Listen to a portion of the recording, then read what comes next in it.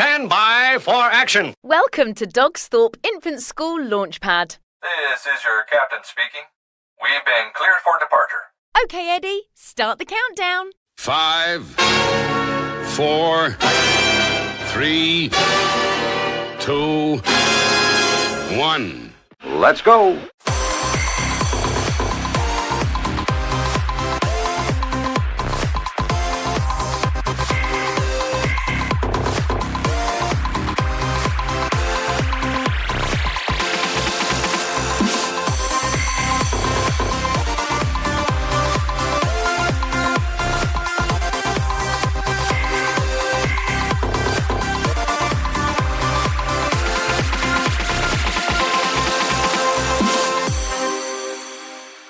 Part of the Hampton Academies Trust. It's the school where stars go to dream, believe and shine. Welcome back to Eddie's Launchpads. It's the Dogsthorpe Infant School podcast for parents, teachers and schools. Now, if you listened to our last episode, you know we was talking to a lovely lady called Talya who's got Savanna books. Talya, could you just cover the subjects that your books cover? Absolutely, and thank you for having me back. So for Savanna Therapeutic Stories, we've currently got 7 titles, and we've got Silo Sadness, which is about loss. We've got Tallulah's Rules about bullying. We've got Tiana's Tale about racism. We've got Hugo's Hops about disability. Is It Me about parental mental illness. Silo's Raw about worrying and disappointment.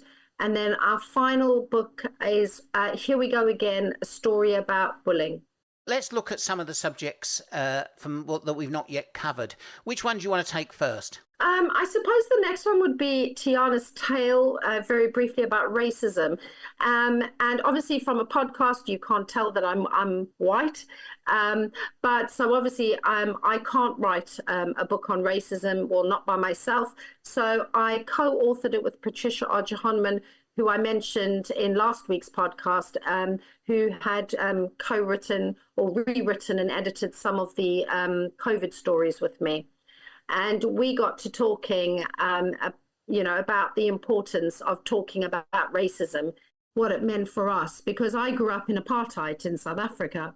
So I came from the other side, as it were, of kind of growing up where, my family wasn't necessarily racist, but I grew up with it around me in the government and everyday life.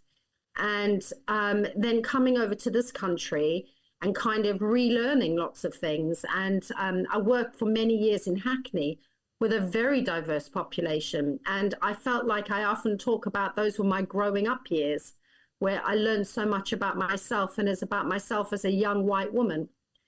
And so I think that this is really important that, that we do talk about this, that this is not left brushed underneath the carpet, because like you say, the adults around, it's pitiful how some people speak to each other. And that's interesting point there, actually, that I guess for a little girl growing up as you were, when you was an infant, if you go through the struggles that South Africa was going through at that time, it would be very easy for a child to grow up. Your family didn't have it, but it's very easy for a child to grow up thinking that the attitudes that was going on in the adults is the norm.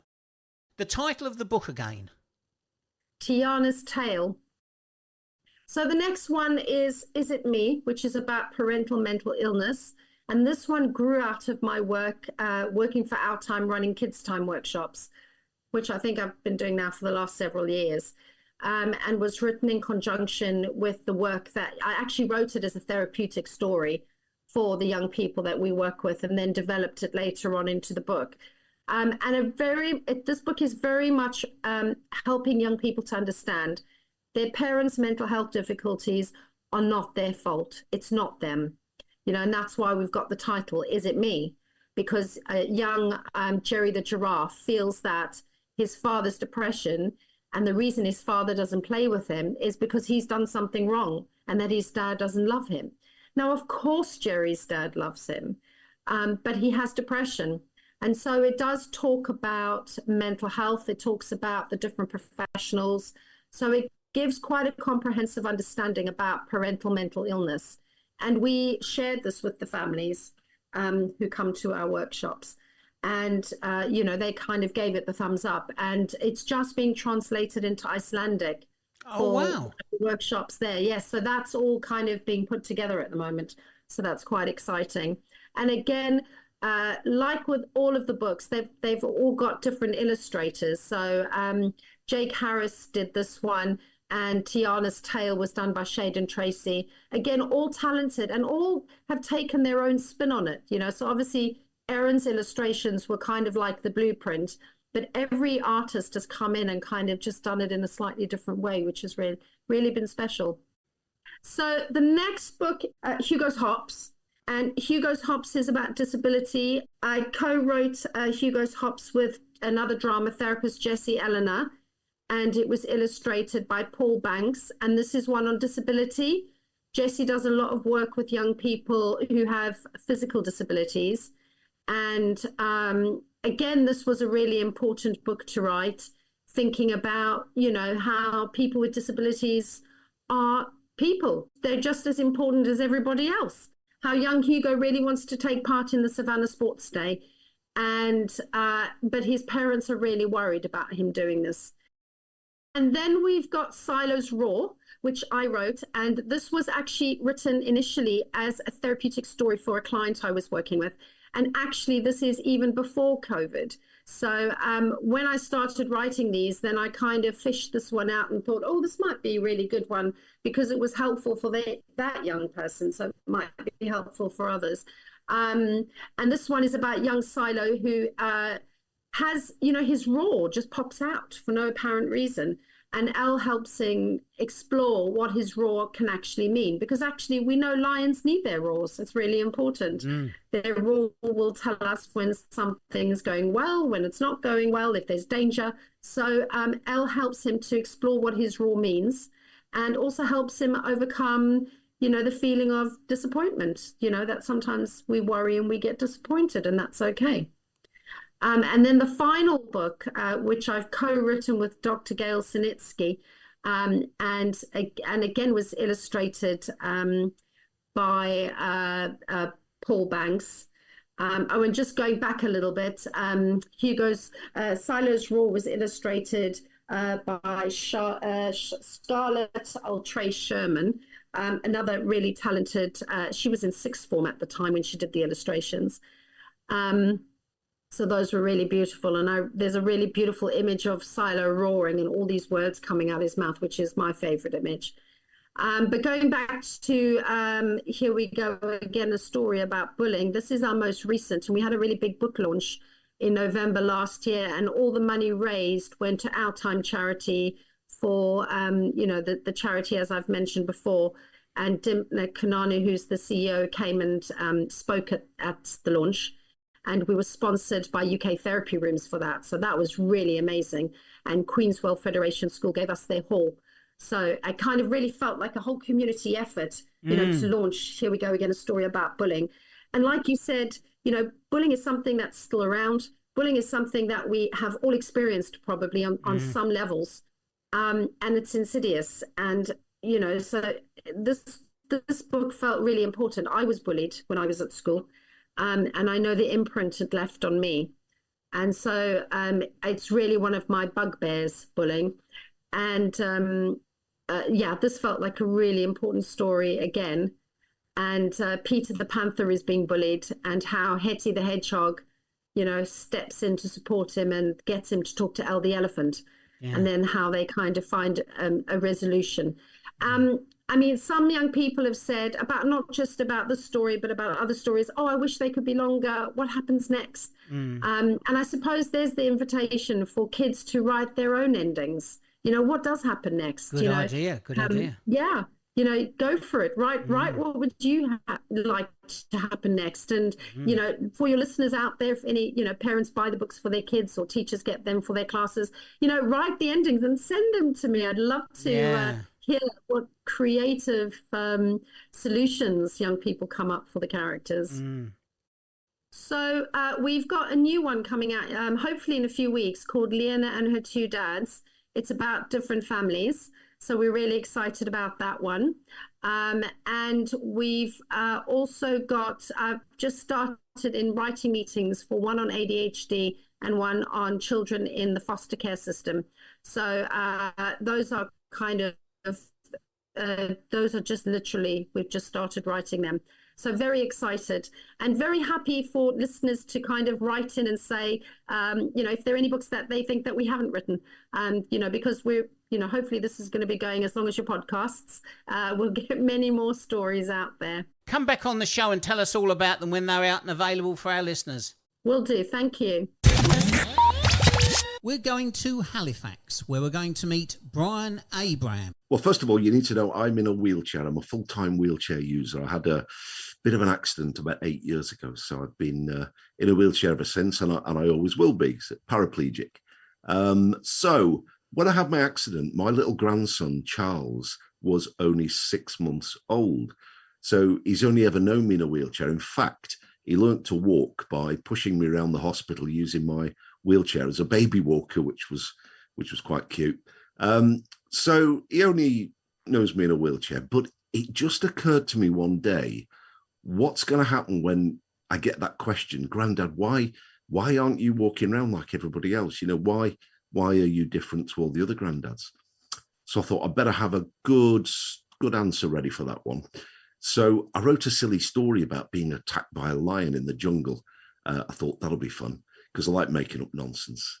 And I wrote the story, and my wife said, that's quite funny, that you should maybe make it, do a bit more with it. And I did, and I wrote another one. And he'd always called me Grandad Wheels, so he knew which of his two granddads he was talking about. So the Adventures of Grandad Wheels were born, and I turned the first one into a book, and then it's gone from there, really. They're brilliantly illustrated, Brian, brilliantly. Well, I can't draw. I can't even draw a stick man, to be quite honest with you. So after I'd written the first story, I thought, well, we really need to bring this to life with some pictures. So I found somebody who said they'd have a go at it, quite good at cartoons. And by the time I'd explained how many pictures I needed, they quickly changed their mind because it was quite a big commitment. Then I found another person and they gave up. Then I found another person and they gave up. So I was on the verge of giving up. But then somebody said, why don't you write to a local art society? Because they usually have, very enthusiastic amateurs. So I did. And a lady from the Halifax Art Society, where I live, got in touch and said, I'd like to have a go. And I looked at some of the stuff she'd done online, and she was a beautiful artist doing oil paintings, you name it. But she'd never drawn a cartoon in her life, but she had a go. And I thought, yeah, that's really good. And like me, she's retired, so plenty of time on her hands. And so she brought them to life, and she's illustrated me, my grandson Charles, who becomes Charlie in the book. So it's Grandad Wheels and Charlie. My wife, Charlie's granny, who's kind of become known as Grumpy Granny in the books because she gets a bit fed up with all the nonsense I get up to. Charlie's mum, and then our dog Barney, a spaniel. So all the illustrations are absolutely brilliant. And of course, being a cartoon granddad, he can do anything. So when I, for instance, in the third book, when I have a race against Paralympian Hannah Cockcroft, who kindly agreed to be in the book, I can do all sorts of amazing things that I couldn't do in real life. So it's good fun. I mean, if somebody had said to me in the past, you'll end up writing a book, and I thought, what? I can't write a book. So, yeah, I'm not the first person who's become disabled to reinvent themselves. Some people do it through sport. Obviously, the Paralympics came out. I don't know, everybody knows this, but the Paralympic movement started in Stoke Mandeville Spinal Hospital for paraplegic people. That's how it all started. I'm not particularly sporty. I'm 64 now, for goodness sake. So I turn my time to creative stuff like writing these books. And because I've got to self-publish them, it's a full-time job, really, because if I don't sort of promote them, then nobody's going to know about them. So it's keeping me quite busy. Absolutely. I mean, all the adventures start because when Grandad tells Charlie about being attacked by a lion, Granny tells him off and says, don't tell him that nonsense, tell him what really happened. So when he hears about it, he thinks, maybe Grandad's a bit bored. So he decides it'll be a great idea to take me to the park and shove me into the skateboard park. And that's how the adventures start. In the second book, which personally I think is the funniest, it's set in a fictional supermarket, Cheap Foods, where I'm complaining about my arms aching. So Charlie thinks it's a really good idea to help me by tying a fire extinguisher to the back of my wheelchair and pulling the pin out. And you can imagine the chaos that happens, hence the title, Chaos at Cheap Foods. The third book, we were so lucky, as I say, Hannah Cockcroft, who's from Halifax, as it happens. I met Hannah and said, I've written this silly story about you and me having a race. And she said, go for it, do it. Let's have fun with it. So I end up in a race with her. And then this Friday, my fourth book comes out, which is a Christmas book, back in Cheap Food Supermarket again. And I love this one. Charlie sees an advert for a Santa. The qualifications are you must be able to sit still all day and like children. He thinks, that's my granddad. He can sit in his wheelchair and he likes kids. So he gets me the job. The only thing is he doesn't tell me. So when I turn up thinking I'm going shopping, next thing you know, I end up as Santa, and Charlie's promised all his school friends free presents, which the store manager doesn't like. So again, you can imagine the theme behind every book is it just descends into some kind of chaos. Fantastic. And it's all about showing kids that just because somebody's in a wheelchair, they can still have a load of fun and they can still be fun to be with. That's the whole point of it. How do you promote them? Do you go out to schools? When we started doing it, me and my illustrator decided we didn't want to make any money. Not that we thought we would anyway, but we thought if anybody buys them, we'll just give the money to charities. So we give every single penny we make, we give to 2 charities that support people with spinal injuries like me. The opportunity came to get a couple of press releases in local newspaper. Then we ended up on the BBC regional TV programme. That was great because then all of a sudden my website lit up and we sold a few. Then a firm of solicitors that I knew offered to sponsor me, and they arranged a little launch party, and a teacher turned up, a well-known head teacher in Leeds turned up, and he said, I like this, I want 60 books please for my school. Wow. Then he invited me into the school, and you can see where I'm going here. One thing led to another, and before you knew it, I was going into schools, doing visits to read the stories with the kids, interact with them. I do Zoom school visits virtually all over the country. And everything goes through my website because with the exception of one little bookshop in Halifax, these books are only available from my website. Every publisher we wrote to just turned us down flat, maybe because I'm not a celebrity, I don't know. But, I've just got to do it myself. But I like to do wheelies and things and show them that, and they just love it. One of the best things I do in schools, and actually, if anybody buys my book, they get a chance to do this as well, because there's a little puzzle booklet that comes with the books. I get the kids to design a new futuristic wheelchair for Grandad. Wow. I basically say, look, wheelchairs are boring, aren't they? 2 big wheels at the front, 2 little ones, big wheels at the back, 2 little ones at the front, and a seat, and that's it. So what if it could have rockets? What if it could have tank tracks? What if it could have a roof, or maybe a TV screen you could watch while you're riding along, that sort of thing. And when the kids get stuck in, some of the designs they come up with are absolutely incredible. Yeah. One of my favorites, a kid said, I said, what's this button for on the arm? He said, well, if you press that button, you get a cheeseburger. Wow. I mean, if that wheelchair was in production, I know a lot of people who'd want one of those. Yeah, you could be right. Even if they was able-bodied, they'll still have the wheelchair just to sit in when the burger. Yeah, I mean, what could be better than that? Yeah. One of the great things that happened ages ago was a friend of mine bought one of the books, and he said, please don't send it to me. So what do you mean? He said, I like this. I'd like to buy the book, but I want you and Charlie to give it away to somebody. So when we were out and about, we saw a little kid in a wheelchair, and we gave him the book and said, when you've read it, will you pass it on to somebody else? And a few other people got wind of this, and lots of people have bought books, but told me to give them to people who might enjoy them. So we call these our traveling books. And so far, they've got as far as Australia, New Zealand, Canada, even a little island in Indonesia with a little primary school. So even if people don't have children themselves, you can buy a book.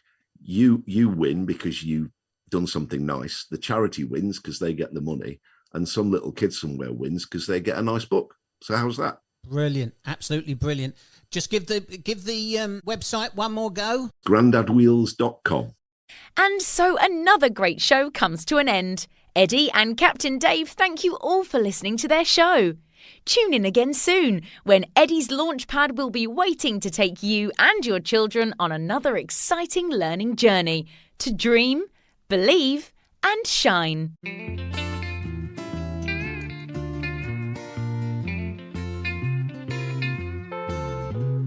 His name is Eddie Edster, he's a well-being dog, and he's here at Dogsthorpe School. He's such a little cutie, wagging his tail, and the kids all think he's cool. He makes them feel safe, he's great for mental health. He gives them confidence from his very self. Not talking about money, but he brings so much wealth. He's Eddie Edster, the well-being dog. It's Eddie Edster, the well-being dog. It's Eddie Edster, the well-being dog.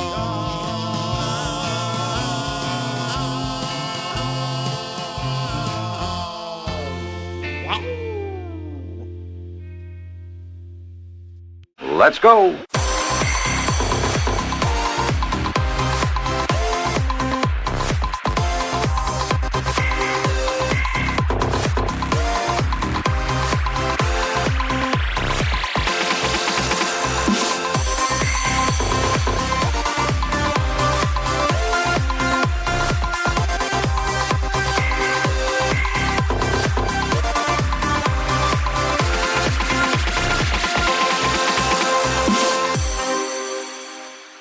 This podcast is brought to you by Eddie Edster, the Dogsthorpe Infant School Wellbeing Dog.